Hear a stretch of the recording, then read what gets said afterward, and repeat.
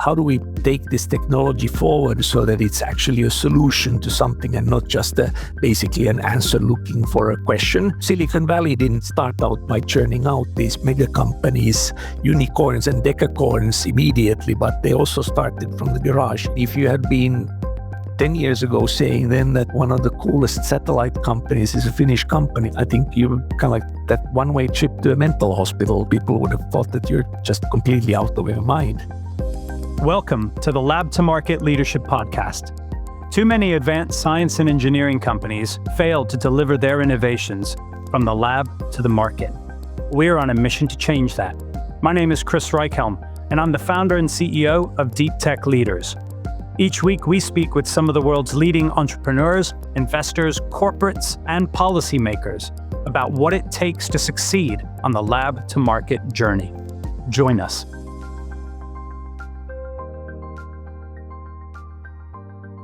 One of the things that makes the lab to market journey that much easier to endure is having the right people around you. It's kind of obvious. And it makes it that much easier when you've had people who've seen or experienced that journey from a number of different perspectives. And my guest today is one such individual. His name is Dr. Antti Vasara, and he is from Finland. And at a European level, there are few individuals as well known as spokespeople for advanced science and engineering and deep tech generally than Antti. He started his career in research, PhD in optical communications research. He used that to innovate within groups like Nokia back in the heyday, Tieto, and McKinsey. And so early corporate career, he then transferred over to the research sector, and he became president and CEO of one of Europe's leading national research centers, VTT, in Finland. He became chair of the University of Helsinki. At a policy level, he has served with the European Commission as a board member in terms of innovation, as a spokesperson for quantum. There is very little about the European policymaking machine that Antti does not understand. And he has used the benefit of his insight and experience to help make it a better place for deep tech startups to thrive. And critically, he's also been on parts of the lab to market journey himself, chairing the boards and sitting on the boards of very well-known Nordic companies. I've known Antti for 12 years. I've had the pleasure of working with him before. I'm delighted to have him on the show. This is going to be a great episode. Let's get into it. Antti Vasara, thank you so much for joining me. Thanks, Chris. Really happy to be here. You have impacted or been involved in helping innovators understand and bring their innovations from lab to market for most of your career. Do you sometimes wish that you had led or founded a startup yourself? In a way, yes. Yes, and of course when you have long enough career, of course you think about many of the decision points that what if I had chosen another route.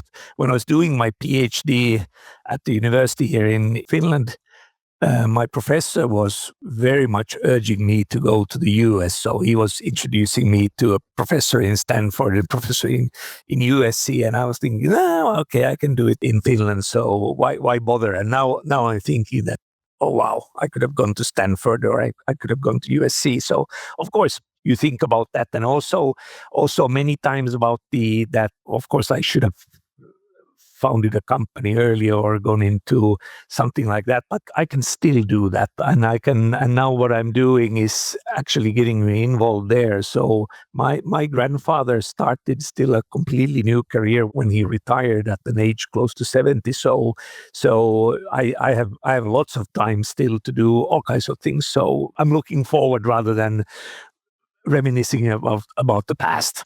So we're not ruling it out yet. No.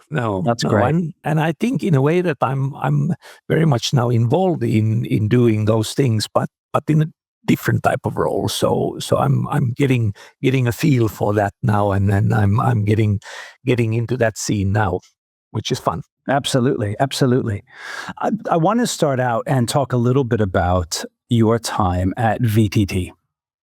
And You will, as president and CEO of the Institute, you would have seen hundreds of different scientists going through, each with ideas, each brilliant in his or her own way, I'm sure, each with lots of ideas.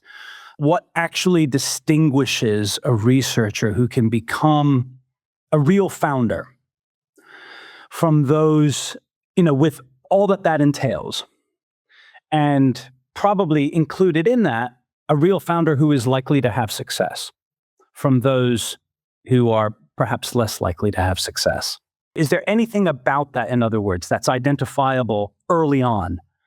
Or is the proof kind of all in the eating? Is it all only observable after the fact? I think it's easy to see that when you look at the bell curve, the both ends, so that there are some people that you see that's really not your thing to go into startup world or founding a company, and then you see some of these people who there's a magical aura around them, so that they create the reality distortion field. And I think that it's more difficult than that. Most of the people are somewhere in between. And luckily, I think that a lot of the researchers are actually very good at learning new things. So that even though that they had been really good researchers, or very much putting their mind to just that I'm doing research, when they're thrown into a new environment, they start learning about that. And I think I'm, in a humble way, I'm also an example of this. That I've always been labeled in a certain way, because if I have a certain type of role, I try to get into that one. But then when I'm thrown into a new role, then I try to learn ropes of that one. So I think that it's more perhaps, and what we also were trying to do at VTT was that, how do we provide support for the researchers, that they can start learning that what it takes to be in that new role, and also understanding that what are the other skill sets that they need. There are other people around them, so that they don't need to do everything themselves. So that it's also good that some of the excellent researchers who go to a Spinout, that they stay as excellent researchers, so that they don't try to turn into cool, suave CEOs, but they continue doing the research, but just in a new setting. Well, there's a whole bunch there that I want to kind of work through. You mentioned in the early part of your answer that it's clear that there are some people who shouldn't travel that journey, or shouldn't make that journey at VTT. Can you give me an example of some of the kind of features or qualities of those types of individuals that help mark them out as those types, as examples of people who shouldn't be making the journey? Is it easy to give the criteria for that? Probably not, but you can sort of see that some people really get the kicks out of this, that they can focus on doing research. Don't bother me with anything else. Just let me do my thing. And of course, when you go to startup, you also have to love the problem, or have to think about that, how do we sell this, and these kinds of things. And some people are just so focused on the pure science. So maybe then you can sort of see that they will not like that type of stress, that type of pressure that's in a startup. The pressure that's beyond the science and beyond the discovery.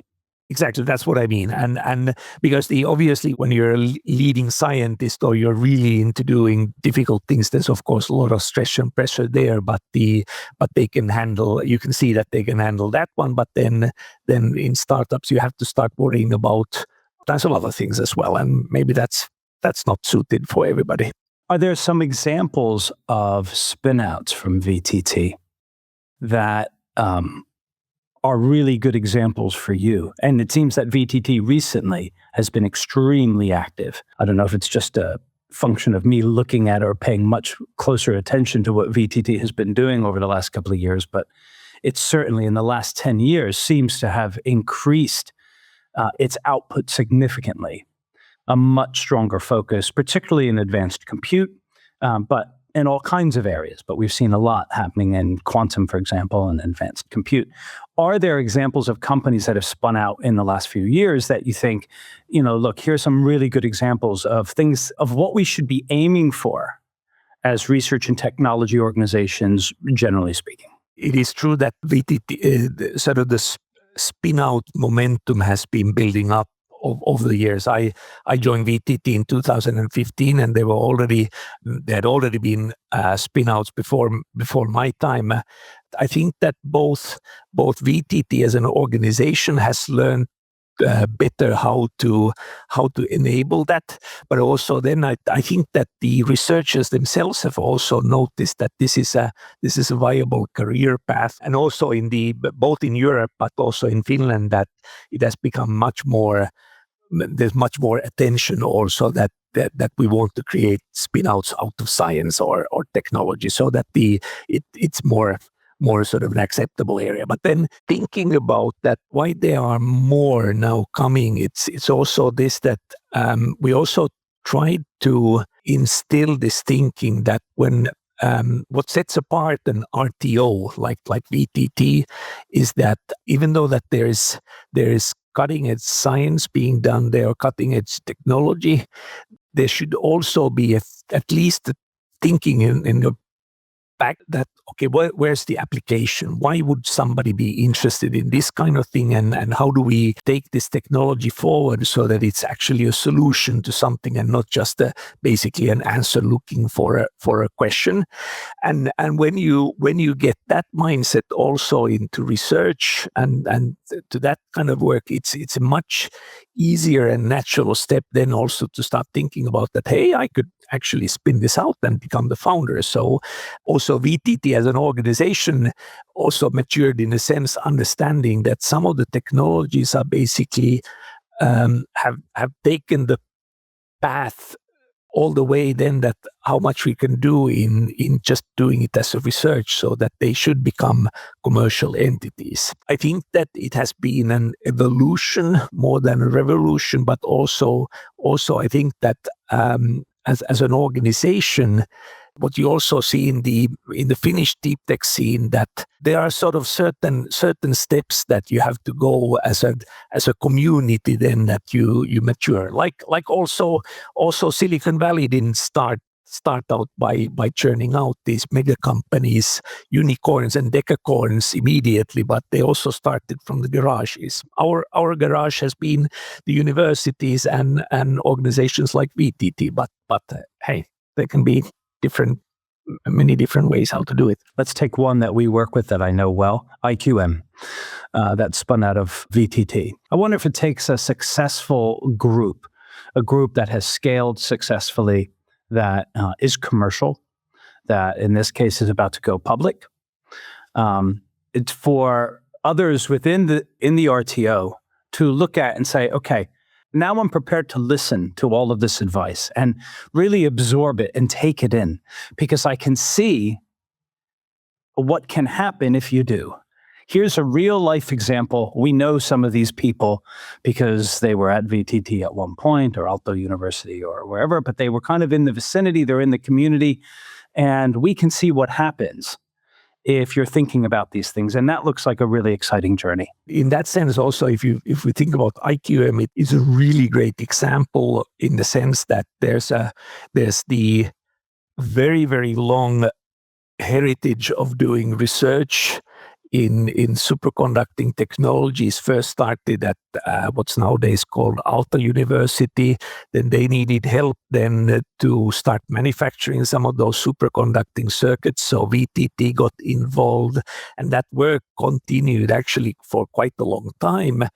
And even when I joined in 2015 at VTT, the superconducting circuits were sort of, we knew that they are world-leading competencies both at VTT and Aalto, and it was interesting, and there was interesting science, but they were bit on the sideline because it was sort of seemed to be as a niche technology, and the folks working on it were a bit worried about then that it gets kind of like buried under all the other things that look way cooler, and then 5 years later it was completely flipped. Suddenly people realized that there's a chance then to start building quantum computers.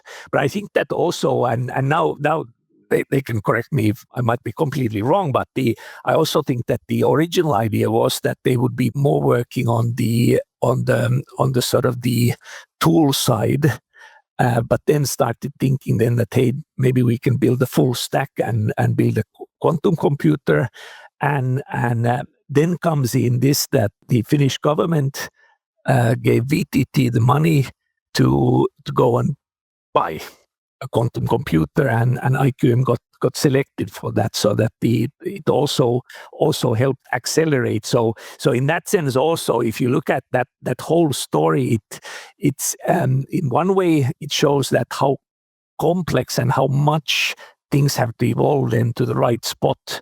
Then of course you need those types of people like the founders there, who are then see the opportunity that, okay, the opportunity has come, so let's jump and do it, rather than then that it looks uncertain, then you don't know. So of course those founders like Jan Götz and Mikko Komöttönen and Kwan and others there, that they had then the courage then to say that, okay, now we just go and do it. And that I think perhaps in many ways is really the thing. That's where you need then that magical aura, the entrepreneurship, that you dare to do that. Yeah, that's the piece. But you raise a really good point in that, which is the confluence or the involvement of not just the RTO, but of the Finnish government there with the early entrepreneurs. And then, of course, there's always one of the most important factors of all is timing. And so if you get the timing right and you get a couple of these big players and then a young group who are prepared to risk something and say, well, I don't know how to build a quantum computer, but hell, let's figure it out. We need one if we're going to get our chips to work. So let's just go build a whole quantum computer. We've never done it, but no one has, so let's just go do it. That's kind of that moment of serendipity that you want, around which industries can be built. And that's also sometimes the difficult part for the researchers, so that they might be so into doing that research so that they're still interested in that phenomenon that's happening there. But when you start, then when you get that pressure that, hey, we need to build machine that works, it kind of like flips the mindset also then, that, hey, there's a goal that what we need to finish. And of course that also happens in technology research quite a lot, that there's some equipment or lab setup that you're building, so that it kind of like acts as a sort of a forcing mechanism that we need to get something done. But also overall that what's good in the IQM example is also that how important collaboration is, and being able to build those kinds of collaborative consortia and convince people, whether it's government or investors, then to be funding that, so that you convince somebody to put money into endeavor that you don't know even if it will work. That requires quite a lot of persuasion skills. And of course, then the timing. Maybe there have been other people already earlier there who have come up with the idea that, hey, let's build a quantum computer, but the timing was not correct, or we only see then the ones who have succeeded in doing, and not the ones who had an even better idea but didn't get it to fly.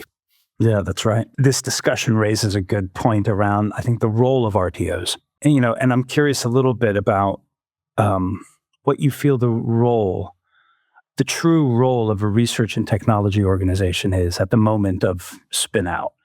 If we take the typical things that are involved, IP transfer, talent transfer, I don't know, some kind of general transfer of legitimacy, this thing can exist now. I'd be curious for your view on that. And also as another part to that question, where do you think RTOs kind of overreach or underreach? We see this a lot, some seem very passive, some seem very, very active. Do you have a view on how RTOs should meet those challenges, or what their position should be?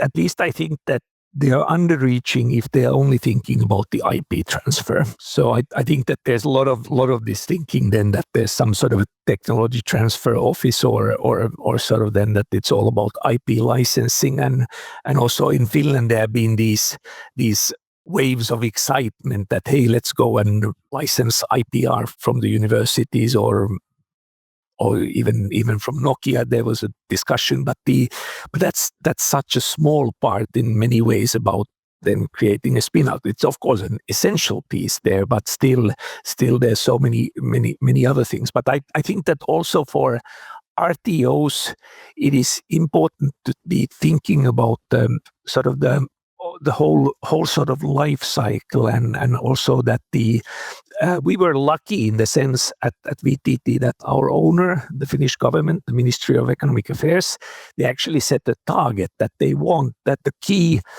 way of proving that our research has value and creates positive impact in Finland was that we are able to create these types of spinouts. So they set the target, and they were wise enough to set the target in a way that it was not the number of spinouts, so it was not a sort of numbers game or sort of a quantity game in that sense, but they set the target that they want to follow, that how much external funding these companies will be raising across their life cycle, which put then also the focus on more on the quality of the spinouts rather than the quantity.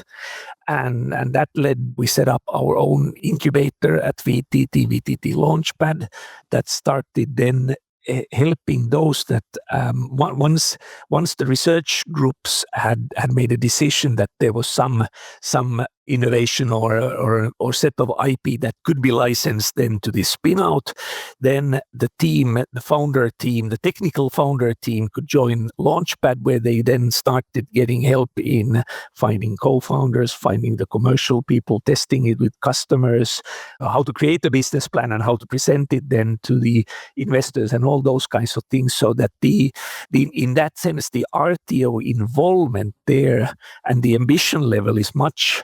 It's longer time reach there, so how long the RTO needs to be working on that one, but also in a sense that the ambition level is then to try to help the founder team to as good a start as possible when they incorporate that, and then of course after that they are on their own, but at least an RTO can do its best then to help that they have as good a start as possible, rather than then that, hey, fill out the papers and collect. And you're off. But what seems very good about that, what seems very sensible about that, is that the government was wise enough to not mandate a certain target in terms of numbers of spinouts or anything like that, which we've seen elsewhere in other countries. It strikes me that you've got to be comfortable with a little bit of this uncertainty. We want to create high quality spinouts. We can't apply a metric to that, which a lot of civil servants might like. You know, it's very easy if we said we were going to have 50 spinouts. We haven't had 50 spinouts, therefore we haven't been successful, or we have had 50 spinouts, therefore we have been successful. You know, whatever. It's quite easy to measure that. But in these very important ways, if you're trying to encourage this sort of activity, I think you've almost got to be more comfortable with that uncertainty and say, this is a qualitative measurement that we're doing here. We're going to try to create the best spinouts we can. We're still learning about what that is. Therefore, strikes me as a very grown-up way of approaching it. Yeah, and then overall, I think that it is exactly this, that if you want to be dealing with these types of ventures and risky things, then you need to be able to accept the risk there, which sounds like a sort of a really self-evident thing, but I think that's actually the overall kind of, like when we think about Europe, we have enough capital in Europe, but we don't have enough capital that takes risk. So in that sense, that too often you see people who come into this field thinking then that I want to be associated with this cool venture world, but I want to do it without any risk. So that's perhaps not the winning approach. Well, we're going to come on to that. I'm going to be very curious for your views on that. Let's change just a little bit. You've been a chair on multiple occasions for young companies in particular. When do you feel a deep tech spinout or startup actually needs a chair? When do you feel it really starts to matter that they're on board? Also, I have to say that I still feel humble in the chair role, in the sense then that I'm also still learning that role and trying to learn that how board work overall happens in small companies and especially in startups. So what I've gathered so far, And maybe in a year's time, hopefully I've learned a lot more. But looking at the different startups, the companies are the founders' companies. So then the investors are the first foreign elements that come into that one, and that's of course in the beginning and in the very early stage. It ought to be more between the founders and the investors. So the part where the independent chair comes into the picture is obviously that when you start, when the company starts really growing up, in the sense that you start needing that external challenge in terms of the strategy, or sometimes perhaps external credibility, but I don't think that should not be the reason. But when you need somebody who can start sparring really about the business and the growth and that what's really how to find the product market fit and put perhaps a bit more time to it. So of course many of the investors and the people who come from the investor side then to the boards are really experienced, fantastic people, but at the same time they have quite large portfolios usually. So in a sense then that they can provide really good sparring for the founders, but eventually every company needs somebody who can then put more time into helping that, okay, this is how we build a company. And also then this can be looking holistically at what the company is doing, instead of just that hey, this is an investment that we need to be taking care of. If I think about many of the companies that we've worked with over time, and we mainly work with startups and spinouts, that scientific discovery phase, where that kind of observation of basic phenomena, how might we leverage or use that basic phenomena for a commercial purpose or to solve a big problem? And then working to early examples of prototypes of that in action. And either we're setting out at the beginning, as startups tend to, with we want to solve this problem, and therefore we're going to be technology agnostic, and we're just going to keep on developing technology until we have something we can use. Or in the path of many spinouts, we start with a novel science, some basic phenomena, and then we think about where we might use that. And then in some way, shape, or form thereafter, it feels like technology push. But we're seeking out that area, that domain, where we can apply the technology that we've developed in some way. At the point where they've got, and this is kind of typically TRL 4 or 5, but they start to, they've been thinking about commercialization, but they're starting to think about how this might look in the form of a product or a solution. Is that the point that you typically think companies should be acquiring a chair or getting a chair on board to help them think through, the rest of the journey? Because in commercial terms, many would say that the commercial part of that journey starts then, when you've got a prototype working in a domain-relevant environment, or close enough to a domain-relevant environment. That's probably generically quite a good place when to get in. But at the same time, at least looking at the companies where I'm involved, I think that all of them are having a little bit different stories, in the sense then that how they develop for good reasons. So in a sense that it's almost like that maybe you need the chair at the point that when the CEO starts needing that kind of support that can really be helping him or her develop and build the company. Because of course some of the investors are doing fantastic job at providing that kind of coaching and mentoring for the CEO, but at the same time they are of course all the time evaluating that, do I want to put more money into this company? So of course the relationship between the CEO founder and the investors, there's always this that you're on trial all the time. The chair in a way can be much more thinking about it. Okay, how do I make the CEO successful? What kind of help to provide there? And that of course can be linked then to the development phase of the business idea, or then also then linked into the development phase of the CEO, because he or she will also be on a journey and developing in TRL levels as the business grows. Does that rely then on the CEO having the wherewithal or the emotional intelligence or the humility to say, I need help now? Absolutely. And of course, sometimes it of course might be then that the investors want an independent chair because they see that guy needs help or support. But of course, it can only work if the CEO, him or herself, is willing to work with a chair, because if it's sort of a forced thing that, hey, now you get an overcoat from here. Yeah, that doesn't work. I've been involved in those, and I can tell you that never works. The CEO has to be open to it. Absolutely. What do you think about the stage appropriateness of a chair? So, startup is a loose term. IQM is a startup, still reliant on venture money, but it's about to go public, and it's 350 people. So that's a startup, and they've got 35 million in revenue. Now, it's a startup. It's a very well-developed startup. And then you've got a recent spin-out from VTT. That's also a startup or a spin-out. Does it make a difference, the type of chair in those situations? Or do you see the need for different types of chairmanship at different stages of the lab to market journey? Absolutely. And in a sense that it also depends on then, at least to some extent, that what type of technology, what type of business model that there is, so that that when to get what type of talent in.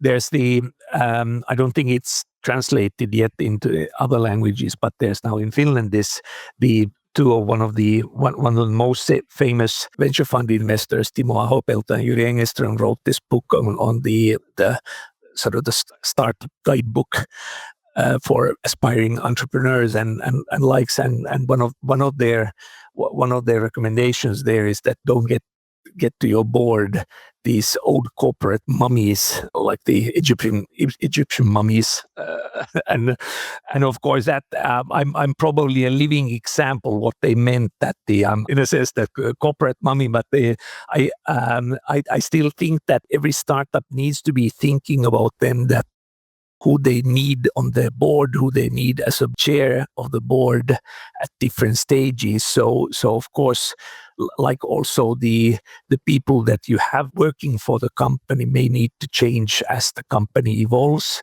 Similarly, I'm sure that the chair also need to be selected always for the right phase. I've assumed then that hopefully I'm doing a good job as the chair where I'm at the moment, but it might be then that there will be a phase in those companies at some later stage where they need some other type of person as the chair. So I hope that I can exhibit adult behavior then and accept then that, hey, now there's a time to pass on the baton. Or perhaps you learn, because it's not, in our experience anyway, it's not that people have to move on because they get to a new stage.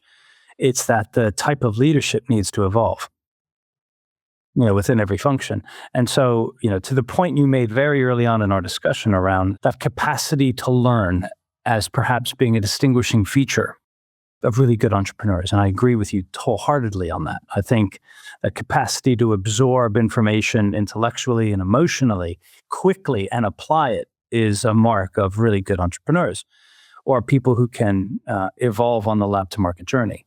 And so I think leadership has to change, but sometimes the leaders don't have to change. I think that that's the most rewarding and fun part about doing these kinds of jobs, that you can all the time learn something new, or at least I'm hoping that I will be learning all the time something new, because it would feel like almost like a slow death, or at least a mental slow death, that if you sort of reach a plateau that I'm not learning anything anymore, or I'm ready, kind of thing. So I hope I never get there.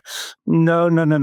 I don't think you will, Antti. I don't think you will. But I will say boards are problematic. Boards are a struggle. And I know of a few deep tech companies over the course of nearly 30 years of search that don't have issues with their board.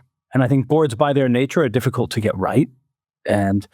But a lot of the problems of a company can coalesce or can cascade down from a board if the board isn't operating in the way that it should, if it's not dealing with issues, if it's not dealing with people issues. The biggest issues are generally people issues in these kinds of companies. And and then you've got cultural aspects that get in there too, and people don't want to talk about stuff that might be too difficult, personally speaking, for cultural reasons, whatever it is. But I think the need for boards to have those open, clear communication channels And to be able to deal with issues and get through things quickly is so important for the health of the company. Yeah, and also this that what's the role of an executive or an operative person in the company, and what's the role of a board member?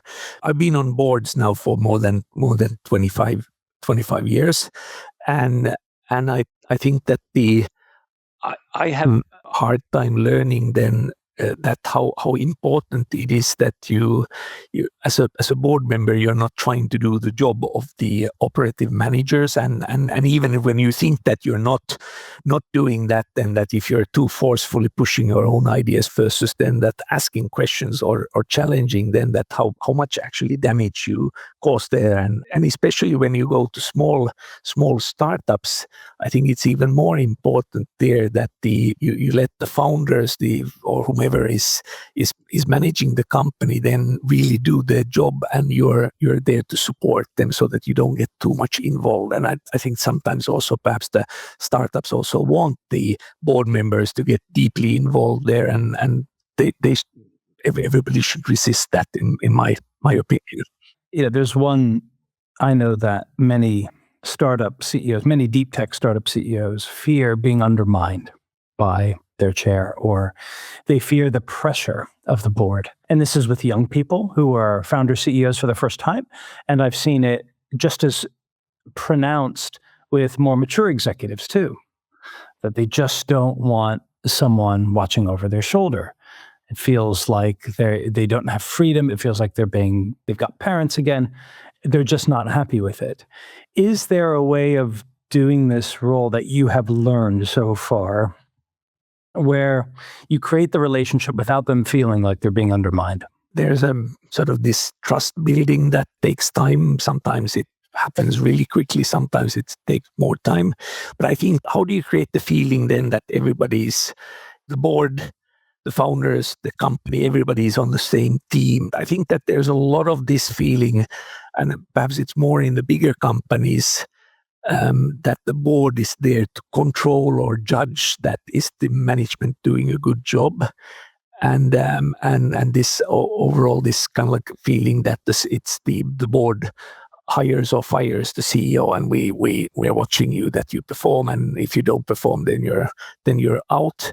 And I think that especially in startups, it can't be like that, because if the whole company is about building something new, so kind of who knows what to do next. So it's anyway a sort of a joint journey there, trying to figure out that what the hell to do and when to pivot completely or just stick to your guns. So it's really hard to be the judge there, so that, hey, you have done a good job. I think it's also good to accept that sometimes perhaps it's just also that the people chemistries just don't work, and then of course it's not usually in those situations, it's not the founders who get changed, but then it's the board that get changed, and you have to just live with that. Yeah, it's not the founders that get changed, it's the board members that are getting changed. Having good chemistry between of course also within the board, but also then with the founders is probably one of the most important selection criteria also for choosing people for the board. So if the people chemistry doesn't work, then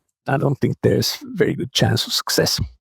In the process of a board selection process or board search, we're generally constrained by time. I agree with you that the chemistry at board, the ability of that board to build and maintain those relationships, to communicate clearly, to be honest with each other, to clear issues, and to work in service for the company, is all of those things are mandatory. How do you have any guidance or insight, or have you learned anything through your years of serving on boards that you feel can help companies make better choices, when it comes to their board members? I've seen boards for 25 years now, and I think that the board selection process has gotten so much more thorough and in a way sensible over the years, because I think that for a long time, and again, especially in large companies, it was more about then that, okay, who do we know, or kind of like that he's a big name, so let's take him in there. So now I think that and of course you're the expert in this area, but I think that there's a sort of a like when you recruit for an operative manager, an executive, there's a profile that what type of person you're looking for, so that there's sensible criteria that what we're looking for. And of course, for small startups, it sometimes is that you don't even know, of course, what's needed, and that also evolves as company goes forward. So you have to make guesses, but I think that the important thing is that you try to both sort of manage both the sort of the skill and the will part, but also this, that you balance out those who are selecting the board, have a viewpoint on them that this is a good match, and have the guts then to also say no then to even great candidates, or with great profile if the match isn't feeling right. Do you feel that people are arriving at that conclusion that almost behaviorally we want to select the individuals that have the best background? This person worked here, and then they did this, and then they did that. My God, that would look so good on our website. And that would look so good for prospective investors if we had them on our board, versus the reality, which is, I believe this person's really going to contribute and support and work with the team and the board in the right way. We like them as an individual. I feel things are shifting towards that. Is that your view from what you've seen? I'd like to believe that that's the direction. But of course, it's why those people with fantastic backgrounds get selected is also then that there's an assumption that if you have a consistent track record, so that you have been doing great things, then there's perhaps a higher likelihood that you continue to do that also in the future, so that they are. But I think it's also good to see that they still.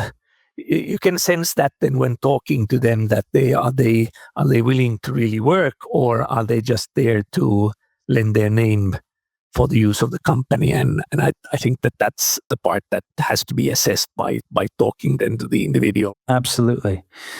At some point, CEOs probably do need to transition them. There are some CEOs that are going to hold on by hook or by crook. And, and so you do see the rare founder CEO who makes it through the entire journey.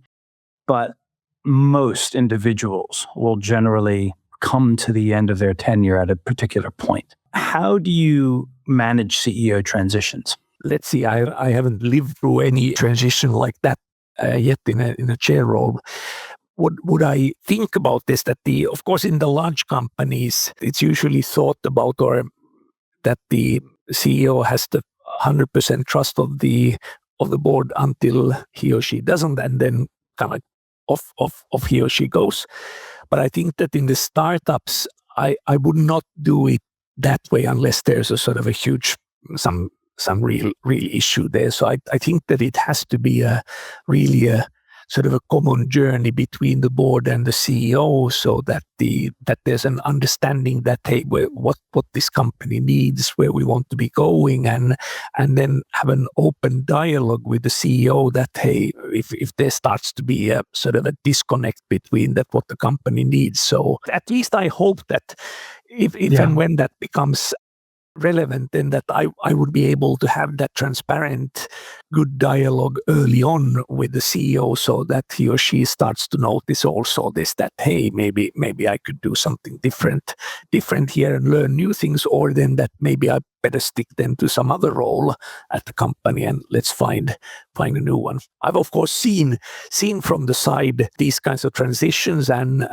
some have been clearly traumatic, and some been really, really good. Like this one we did, the Spinout, for example, that where they seem to have done a really nice job at doing that, so that the founder CEO himself also realized then that, hey, we need somebody new here. So they are obviously also very, very nice examples.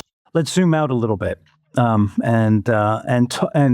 get your view on the European deep tech scene. Generally speaking, you've heard the saying, I'm sure, multiple times: Europe can invent, but can it actually scale? What's your take on that? In a way, of course, it is true. So if we look at the amount of fantastic basic research and early technology development that has happened in Europe, and then how many of those companies or ideas have then ended up being bought or gone somewhere else. Of course, I think there's reason for Europe to be flogging itself about this. I actually am, in a sense, then that I think, although it's a problem, I think that it's a fantastic opportunity. So if we learn to deal with this better, then we can really create huge amount of successful companies into Europe. So I see this as a gigantic opportunity. Part of the scale-up question, and you referenced it earlier, actually, by saying that we lack the capital. We lack institutions that are willing to risk capital over an extended period of time, or rather the extended period of time required in particular for some of these deep tech companies to truly develop and flourish. It'd be great to hear more of your views about that. And in particular, why? Why won't that capital take a risk? I think that's the million or billion euro question, in a sense that, as said, I don't think that the capital poorness is not the problem of Europe, but it's this, that how to get capital to take risk. I think there is also sort of a sensible reasons that why the business cases look worse than when the people with the capital are looking at this, because Europe is quite fragmented. So if you're in US, you, of course, there are also state borderlines and these kinds of things in the US, but still, if you're a food tech company or a health tech company in Europe, you don't launch into a market of 500 million people, but you launch into a market of 27 different interpretations of the legislation and all kinds of different regimes. So I think that type of fragmentation immediately, in a way, lowers the business case, the value of those startups, and then the investors are looking at, okay, well, you look very small, so why should I put that much money into you? So I think that's one issue to be fixed. There's also been this talent question, so that we train and educate a lot of fantastic people in Europe, but then they get better salaries by moving elsewhere. So how to make it more attractive, so then that people can also believe that, hey, these startups have interesting teams together. The regulation gets mentioned a lot. And in a sense that's also sort of a double-edged sword, that of course you need some of the regulation is really good and needed, but in a sense that when is the time to regulate? So now I think that we're in a situation that we first regulate and then people have to start building there. So maybe we should experiment a bit more with this, that you first we build and then we are much more flexible and agile in regulating when we start seeing that what are really the problems. Instead now we kind of guess beforehand what the problems are and then regulate just in case. So in a sense that I've been saying this, that we should have a target of creating such successful businesses and new product areas that the regulation gets needed. So but then that's also a timing question, and maybe if we get those kinds of things also into place, so that the opportunity and the potential of the startups start looking bigger, then maybe the capital also gathers up their courage and starts taking bigger risk, because also of course the opportunity should look bigger. So in a sense that nobody is on purpose trying to do a stupid thing here. So there are really smart people doing really smart things, but maybe there's also this, that how do you get pieces together in the right way, and then it just goes. But at some level, it's clearly a question of structure of Europe. Are we 27 different countries, or are we going to be one? Are we going to federalize? And those questions are decided at the local level. In many respects, yes, national level, but often, there are also, very local political considerations. If I think about the UK, I think about a lot of, there are a few things that are national, but generally people think about local first, national second.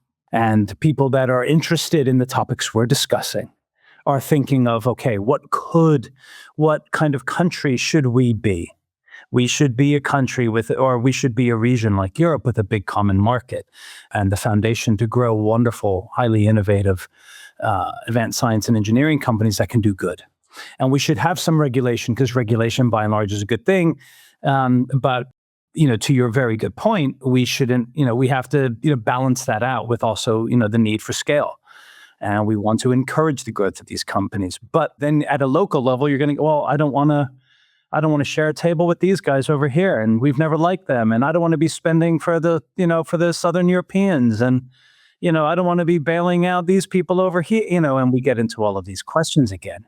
So it's and around and round we go, inching forward to hopefully some kind of, solution at some stage.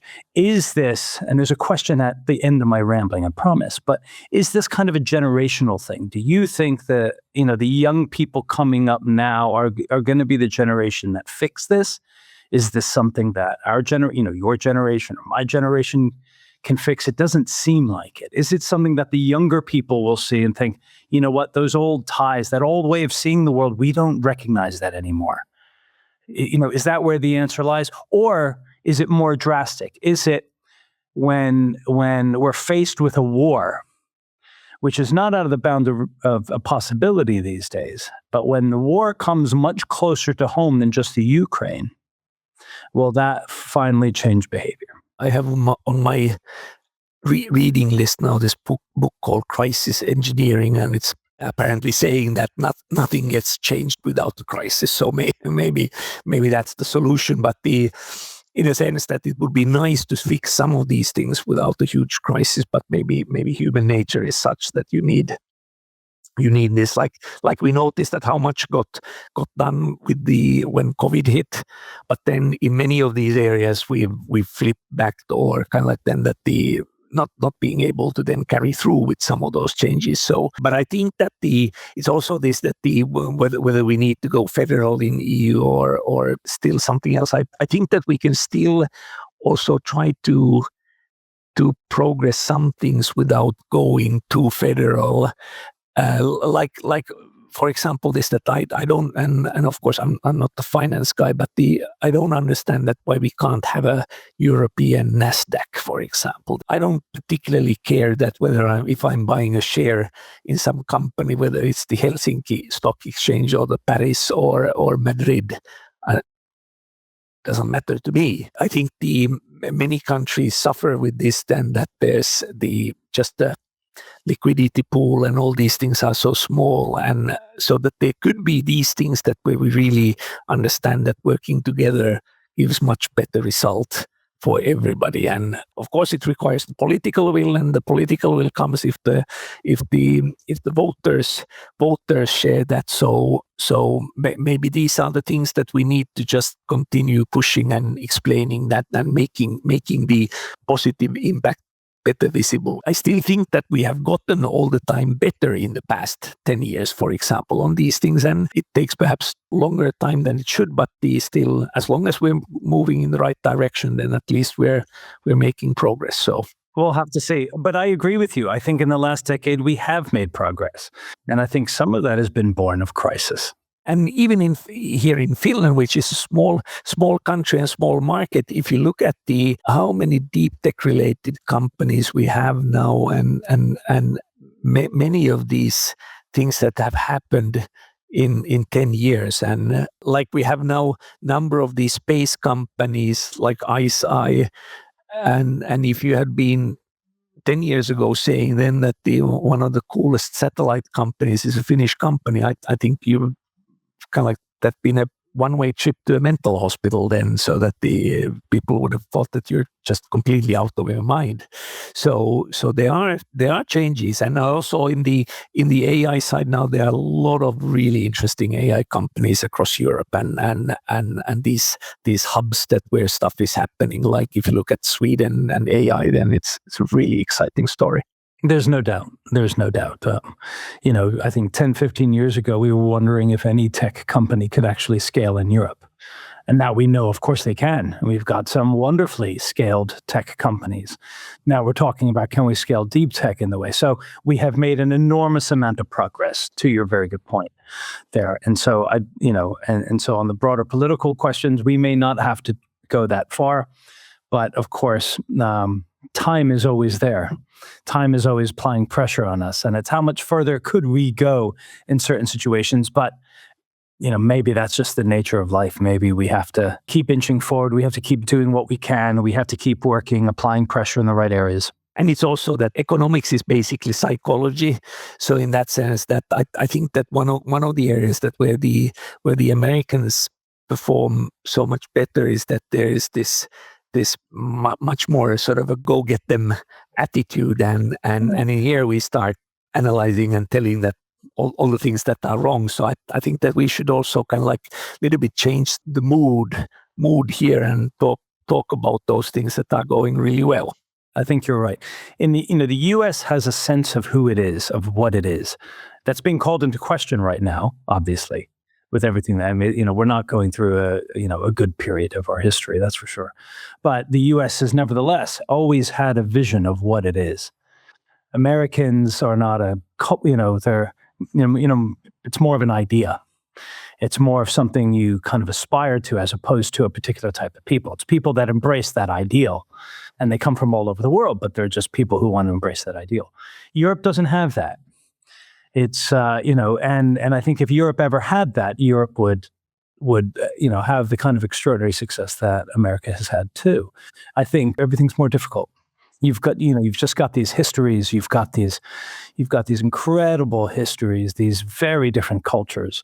It's what makes it so fascinating in many respects. But at the same time, it's also, if you look at the U.S. situation, that how proud Americans are about Apple and Google and those kinds of things. Not of course, not everybody, but similarly, I think that we could also use in Europe then some of these upcoming successful startups that we're generating. So why aren't we proud about Spotify or IQM or those kinds of companies, so that we could also build a European identity through that one? Exactly. Well, that movement is definitely afoot. I think that's starting to change. People are definitely up on Europe right now for all kinds of reasons, and I think that's right. Antti, I've loved our conversation. I could keep going, but I'm aware that I promised you an hour. Thank you so much for your time this afternoon. It has been an absolute joy to speak with you. Thank you, Chris. Pleasure was all mine. Thank you. You've been listening to the Lab to Market Leadership Podcast, brought to you by Deep Tech Leaders. You can find out more about us on LinkedIn, Spotify, Apple, or wherever you get your podcasts.